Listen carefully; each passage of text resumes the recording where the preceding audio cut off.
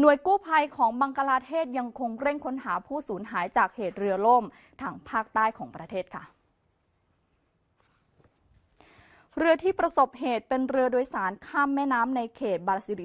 ารินซาซึ่งอยู่ทางตอนใต้ของบังคลาเทศโดยจมลงขณะที่จอดเทียบท่ารอผู้โดยสารเมื่อจู่ๆตลิ่งตรงบริเวณนั้นที่เรือจอดได้เกิดซุดตัวลงมาทำให้ดินโคลนปริมาณมากถมทลายลงใส่เรือจนพลิกคว่ำซึ่งขณะนั้นมีผู้โดยสารอยู่ในเรือแล้วประมาณ50คนหลายคนสามารถตะเกียกตะกายขึ้นฝั่งมาได้ล่าสุดเจ้าหน้าที่กู้ภัยสามารถยกซากเรือจากก้นแม่น้ำได้แล้วและพบร่างผู้เสียชีวิตทั้งสิ้น13คน